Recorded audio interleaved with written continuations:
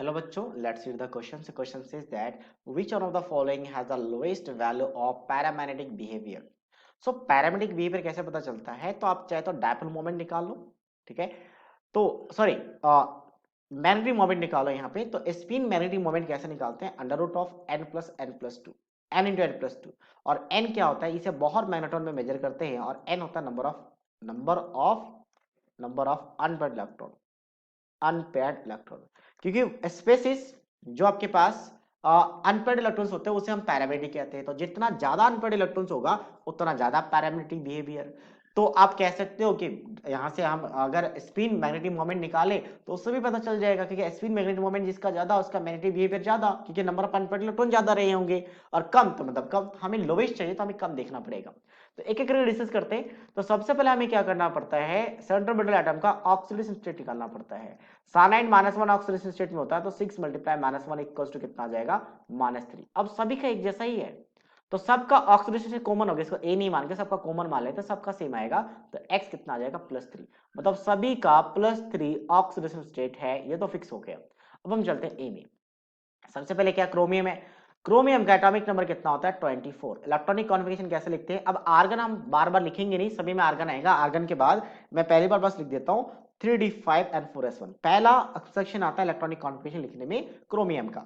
तो अब ये +3 अगर ऑक्सीडेशन स्टेट है तो क्या होगा? यहां से एक इलेक्ट्रॉन जाएगा, यहां से 2 जाएगा, तो बचेगा 3d3। और 3d3 है तो यहाँ पे d ऑर्बिटल्स क्या होगा? 3 इलेक्ट्रॉन्स फिल रहेंगे, बाकी 2 ऑर्बिटल वैकेंट रहेगा। तो 1 2 3, उसके बाद 3d के बाद। अब देखो कोऑर्डिनेशन ऑफ कंपाउंड बनता कैसे है? तो ये जो आपके पास 6 है, तो 6 वैकेंट ऑर्बिटल चाहिए हमें इस मेटल का, ताकि 6 वैकेंट ऑर्बिटल में अपना लॉन पेयर डोनेट करके ये अपना बॉन्डिंग कर सके।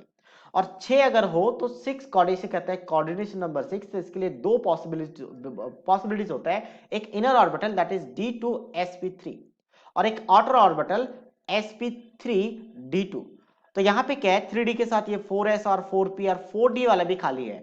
तो 4d अगर यूज हो रहा है तो आउटर कहेंगे, और अगर 3d यूज हो रहा है तो इनर कहेंगे। और इनर जब यूज होगा तो 2 ऑर्बिटल वैकेंट होना चाहिए, तो 2 ऑर्बिटल वैकेंट है तो इनर यूज हो जाएगा आराम से। तो इनर यूज हो जाएगा और यहाँ पे क्या बना लेगा आपका? d2sp3। Number of unpaired electron कितने हैं यहाँ पे? तो नंबर ऑफ अनपेयर्ड इलेक्ट्रॉन 3 है, ठीक है। तो नंबर ऑफ अनपेयर्ड इलेक्ट्रॉन सब पे कैलकुलेट कर लेते हैं, वैसे पता चल जाएगा। नेक्स्ट है mn। mn की बात करें तो mn अगर एटॉमिक नंबर है तो 25 होता है। इलेक्ट्रॉनिक कॉन्फ़िगरेशन अब आर्गन हम बार बार लिखेंगे नहीं, तो डायरेक्ट आ जाएगा 3d5 एंड 4s2 आ जाएगा। तो mn +3 का मतलब कितना आ जाएगा? 3d4 आ जाएगा इसमें, 3d4, क्योंकि ए 2 इलेक्ट्रॉन यहां से जाएगा, तो यहां से 3d, एक इलेक्ट्रॉन यहां से, तो 3d4। अब साइनाइड एक स्ट्रॉन्ग लिगेंड्स है, साइनाइड एक स्ट्रॉन्ग लिगेंड है। साइनाइड को हम कहते हैं स्ट्रॉन्ग, ये जो साइनाइड है हर जगह पे लिख दे स्ट्रॉन्ग फील्ड लिगेंड, ठीक है। तो अब स्ट्रॉन्ग फील्ड लिगेंड होने की वजह से क्या होगा कि वो हमेशा इनर ऑर्बिटल बनाने की कोशिश करेगा और स्पिन जितना अनपेयर्ड इलेक्ट्रॉन्स उसको पेयर करने की कोशिश करेगा। अब यहाँ पे पेयरिंग नहीं किया क्योंकि विदाउट पेयरिंग 2 ऑर्बिटल्स को मिल गया था इनर वाला। बट यहाँ पे अगर देखेंगे 4 इलेक्ट्रॉन था ना, तो एक ऑर्बिटल वैकेंट रहेगा। अब इनर का एक ऑर्बिटल मिल रहा है बट हमें 2 ऑर्बिटल चाहिए, तो ये क्या करेगा? पेयरिंग कर देगा। और पेयरिंग करने के बाद क्या देखेगा आपको कि 4 इलेक्ट्रॉन यहाँ पे पेयरिंग हो चुका है, 1 2 3 4, तो 3 ऑर्बिटल खाली है, तो कोई 2 ऑर्बिटल ये यूज कर लेगा d2 के लिए, फिर एक s का और 3 p का। तो यहाँ पे भी क्या आ जाएगा? d2sp3। तो नंबर ऑफ अनपेयर्ड इलेक्ट्रॉन की बात करते हैं यहाँ पे कितना आ रहा है? एग्जैक्टली 0 आ रहा है। नेक्स्ट हम बात करते हैं सी का, ठीक है। सो इसके बाद क्या आता है? fe। तो fe का एटॉमिक नंबर 26 होता है, 26। एक एक बढ़ रहा है तो आप +3 लिख रहे हो ना, तो एक एक बढ़ा दो। तो ये 3d3 था, 3d4, और ये आ जाएगा 3d5 आ जाएगा। और फिर से साइनाइड एक स्ट्रॉन्ग फील्ड लिगेंड से, तो पेयरिंग हो जाएगा। पहले वाले में पेयरिंग नहीं हुआ, रीजन क्या है? क्योंकि वहां पे आपके पास 2 ऑर्बिटल ऑलरेडी मिल चुका था, यहाँ पे नहीं मिल रहा था, इसलिए पेयरिंग करवाया। तो यहाँ पे भी पेयरिंग करवाएंगे। ये 4 आपका एक इलेक्ट्रॉन अनपेयर्ड है और आराम से इसको 2 और वैकेंट ऑर्बिटल मिल रहे हैं। तो पेयरिंग होने के बाद तो नंबर ऑफ अनपेयर्ड इलेक्ट्रॉन कितना आ गया? 1 आ गया। अब हम बात करते हैं डी का। ओके, सो अब डी की बात करते हैं। डी में कोबाल्ट है। कोबाल्ट का एटॉमिक नंबर कितना होता है? तो कोबाल्ट का होता है 27। तो मतलब एक इलेक्ट्रॉन और बढ़ गया, तो यहाँ पे आ जाएगा 3d6, 3d6 आ जाएगा। और 3d6 है तो यहाँ पे क्या करेंगे?